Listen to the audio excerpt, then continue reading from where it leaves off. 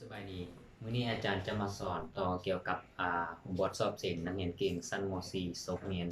2019ต่อ2020เนาะคลิปก่อนอาจารย์ก็ได้สอนนะสำหรับข้อที่กมื้อนี้อาจารย์จะมาสอนเกี่ยวกับข้อที่ข้อนะไปเบิ่งคำถามนำกันเลยคำถามคือข้อที่ข้อวิธีการแก้คือมันเป็นเลขกำลังธรรมดาเนาะเราก็แก้ตามปกติเลย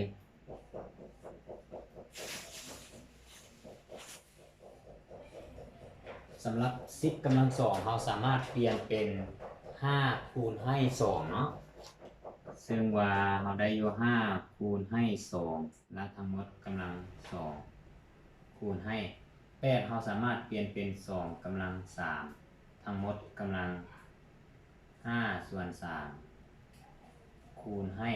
27ก็สามารถเปลี่ยนเป็น3กำลัง3คูณให้15กำลัง0ชื่อว่าทุกๆจำนวนถ้ากำลัง0จะออก1เนาะแสดงว่า15กำลัง0ก็ออกอยู่1สำหรับ15เราจะเอาอยู่5คูณให้3ทั้งหมดกำลัง3คูณให้2กำลัง7และทั้งหมดนี้กำลังลบ2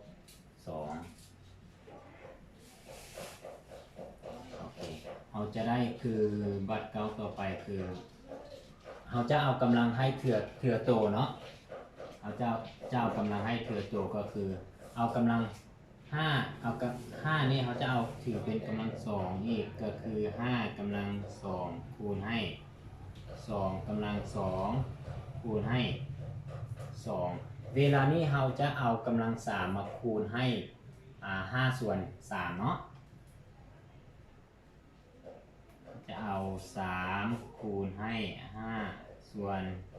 3แล้วมาคูณให้3กำลัง3สำหรับ1นี่เราก็เอา3กำลัง3มาคูณ1ก็ออก3กำลัง3ให้เก่าเนาะเวลานี้เราก็ได้คือ5กำลัง3คูณให้3กำลัง3คูณให้2กำลัง7ทั้งหมดนี้กำลังลบ2โอเคบัตรเก่าต่อไปคือเราจะอิงตามเลขกำลังเนาะอิงตามเลขกำลัง5กำลัง2คูณให้2กำลัง2 3กับ3เขาตัดออกยังเหลือ2กำลัง5คูณ3กำลัง3ส่วนให้5กำลัง3คูณให้3กำลัง3คูณให้2กำลัง7ทั้งหมดกำลังลบ2โอเคบัตรเก่าต่อไปคือเราจะได้แยกกำลังของมันเนาะคือกับ5กำลัง2กับ5กำลัง3นี่เราจะได้คือ5กำลัง2ตัดกับ5กำลัง3เรายังเหลือเพียง2กำลังเอากำลัง2บวก5คูณให้3กำลัง3ส่วนให้5กำลัง1คูณให้3กำลัง3คูณให้2กำลัง7ทั้งหมดนี้กำลังลบ2บัตรเก่าต่อไปคือตัด3กำลัง3ออกเนาะตัด3กำลัง3ออกยังเหลือเพียง2กำลัง7ส่วนให้5คูณ2กำลัง7ทั้งหมดกำลังลบ2โอเคบัตรเก่าต่อไปคือเขาจะตัด2กำลัง7ออกกับ2กำลัง7ออกเนาะยังเหลือเพียงอยู่เทิงยังเหลือ1ส่วนให้5ทั้งหมดกำลังลบ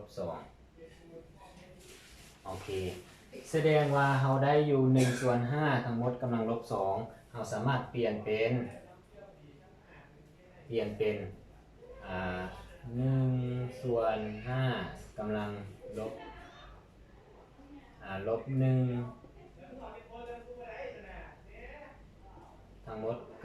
2เวลานี้เวลาเฮาจะย้อนกลับคือเอา-1มาคูณ2ก็ออก-2คือเก่าเวลานี้เฮาก็ตัดหักออกเนาะ